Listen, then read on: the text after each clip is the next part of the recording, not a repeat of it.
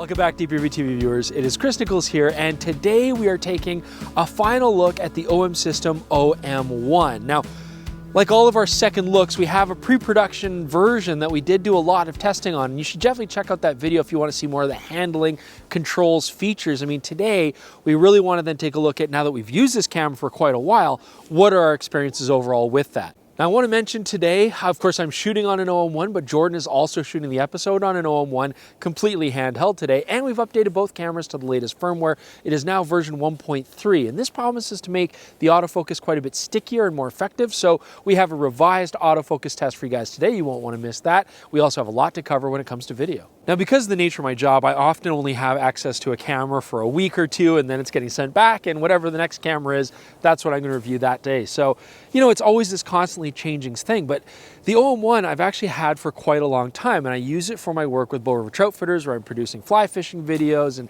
I've also used it a lot for travel. So it's gone to the Northwest Territories with me, but also recently we took it to Japan when we had a press event there, and so got to take that along as well. And so first off, one of the major strengths that I really love about the system is just how easy it is to travel with. I mean, compact body, compact lenses.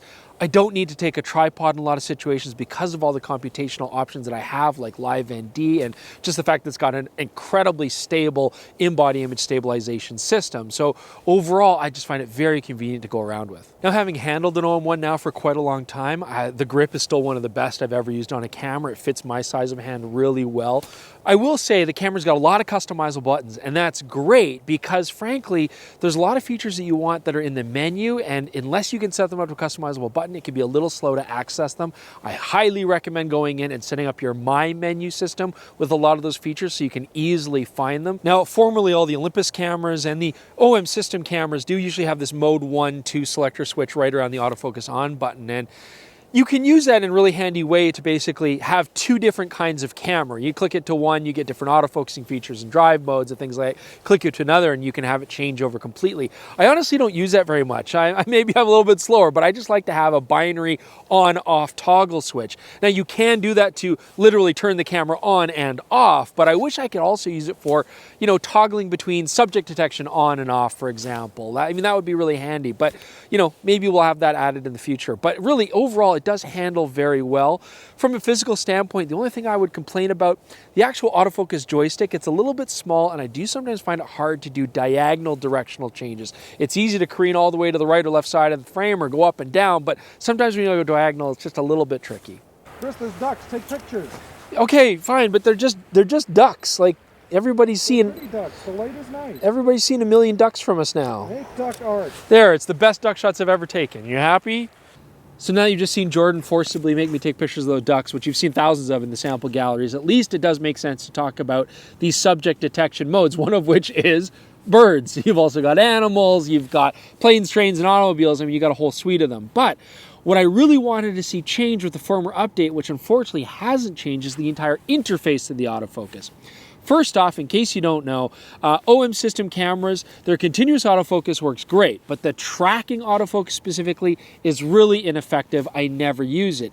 But you don't really even need to use the tracking, because the fact of the matter is, the way these cameras are designed, if you have subject detection on, in this case a bird, and you point the camera at it, if it sees a bird, it will focus there by default. I mean, you don't really have control over that. You can touch the screen to make the camera focus somewhere else, and that's a great quick way to do it, or you have to turn the subject detections off.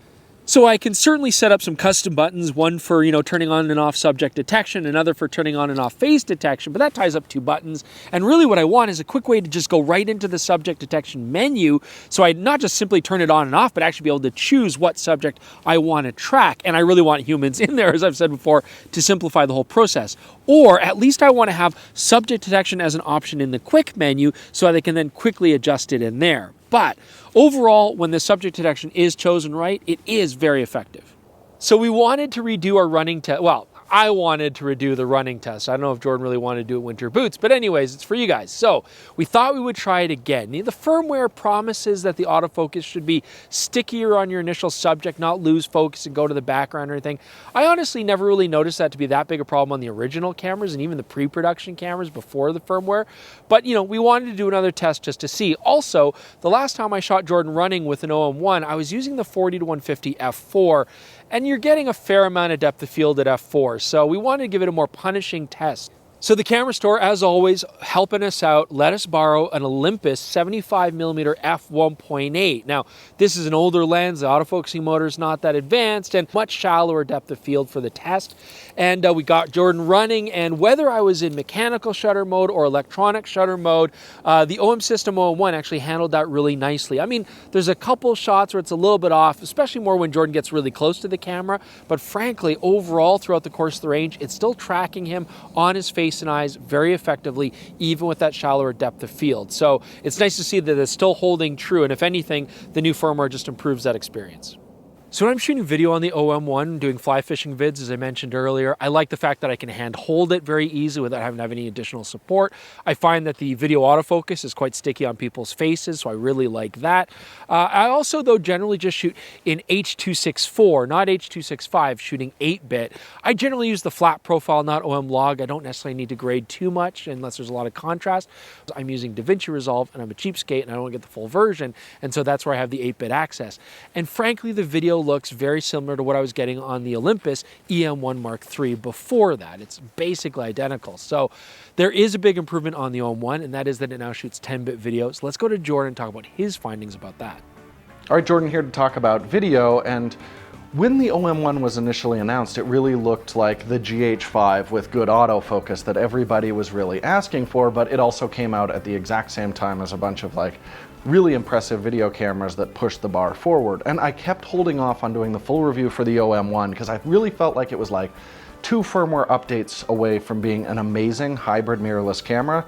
And we've got a few firmware updates, and I still feel the exact same way. It needs 2 more firmware updates to be a great camera. For starters, the new H.265 10-bit recording not only gives you a lot more color information than the H.264 8-bit recordings, but it's also dramatically sharper. Now, this could be a real problem for someone like Chris, who doesn't want to deal with the hassle of working with HLG or log footage, but still wants to get the best out of the camera. Not only are they going to have less color information, but they're also going to have noticeably softer footage. Now, even if you're comfortable working with log video, there's some weird quirks in this camera you need to be aware of. I touched on this in the previous video, but there is a function called the View Assist, and if you're recording log, it'll show you a roughly graded image, which is nice. You can easily check your color. The weird thing is the histogram is wrong if you enable the View Assist. So what you'll actually have to do is shoot in the log mode without the View Assist, check your meter, you'll see how much highlight and shadow information you have, then turn the View Assist on. It's suddenly going to look like you have reduced dynamic range when you turn it on, but it's not. It's just showing you a histogram for the preview. I really recommend set up the View Assist to a custom button. You can meter the scene with the View Assist disabled, then click it on for a more comfortable shooting experience. There's another really weird quirk if you're recording log with this camera, and that's that the log recordings are in a Rec 2020 color space, and it might not seem like that's a big problem because the official LUT is called the OM log Rec 2020 to Rec 709 conversion. Should put it in a nice usable color space, and it absolutely does if you're editing in DaVinci Resolve. However, I do most of my cutting in Final Cut, and I couldn't figure out why my skin tones looked so terrible even after applying the official LUT, and eventually I figured out I actually need to go and manually change the color space in every clip from Rec 2020 to Rec 709 in addition to using the LUT, and that'll give you access to more usable skin tones. But it's something that I would have never thought I would have to do, and it took me months to figure this thing out. I do find that it tends to oversaturate reds and you get a little bit too much magenta in the skin tones, but this is all easily correctable, not like those horrible skin tones I initially thought I was dealing with before I knew about the Rec 709 conversion. Okay, but what if you shoot like Chris, who has just switched us over to 8-bit H.264 using the flat profile on it right now? Well, as I mentioned, you are going to have softer results than the 10-bit recording. But on top of that, I've found that you have to absolutely nail your exposure and your white balance if you're using this mode. Chris has handed me some footage where just minor tweaks to the white balance, the skin tones completely fall apart. So make sure you're paying careful attention to both white balance and exposure if you're using this mode. So this puts you in a position where you really have to shoot 10-bit if you want to get the most out of this camera. And I think an easy feature for them to add to the OM-1 would be the ability to record the flat profile in the 10-bit H.265 recording modes for things like this where we've got very controlled lighting. We don't need the flexibility of log or the extended dynamic range. I think that would make a lot of sense. Now, this isn't going to help cheapskates like Chris who aren't willing to pony up for the full version of Resolve Studio to be able to work with 10-bit files, but I mean, that's a niche case. For the majority of people, if you want the best out of this camera, shoot 10-bit. One of the main advantages of moving to a stacked sensor is much faster readout, and we definitely do see that in terms of the rolling shutters. And you can see extremely good in 8-bit mode, but even 10-bit mode is plenty fast. I don't think you're going to notice a lot of weird diagonals, anything like that. It is worth pointing out that if you're shooting in 10-bit mode and you're recording 4K 60, there you won't see the detail increases, but if you want the sharpest possible footage, 4K 30 and under in 10-bit mode. Just like in stills, the video autofocus is very, very responsive and consistent if you're recording human subjects. So if you're doing pieces to camera like this is a great option. That's also why Chris uses this camera quite a bit. Now, I wish it had a modern tap the screen to initiate tracking on other subjects or a specific person. Unfortunately, that isn't available in this. Now, as well, the in-body image stabilization is something that Olympus and now OM system cameras are famous for, and that does definitely carry through with this, especially if you're using one of the few Sync IS lenses where the lens stabilization and body will work together. But I do want to point out the other manufacturers are making huge strides, and companies like Panasonic and Nikon are getting pretty close to this performance. This is definitely the best out there, but not by the huge margin it used to be. So yes, I do definitely have some irritations with the OM-1, but if you've been paying attention, you might have noticed that basically all of these are software issues. The hardware here is actually fantastic. So if they can add like a proper histogram when using the View Assist, give me the option for a flat profile when I'm recording 10-bit, and release a new LUT for Final Cut users, or even let me add my own LUT to the camera, this would just be an incredibly capable tool. Now, I could be very cynical and say like it's a real shame that they missed out on that opportunity with this camera, but I am choosing to remain an optimist and positive, and I think OM system will fix this.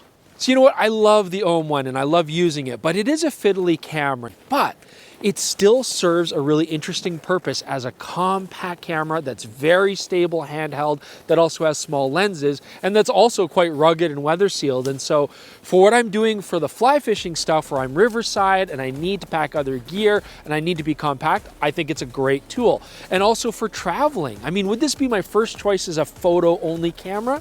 Probably not. You can get more capable photographic cameras with better image quality for a similar price point. But can I get all that with small lenses and the handheld capabilities and the ruggedness and the ease of travel? Not really. So I think this is still a really interesting camera, but definitely let us know in the comments below what you think, or if you have any questions further on. Check out our updated sample gallery. You can see that at DPReview.com, link in the description below. Otherwise, please subscribe, please like the channel, please watch us again. We will see you shortly with another episode of DPReview TV, and we hope to see you there.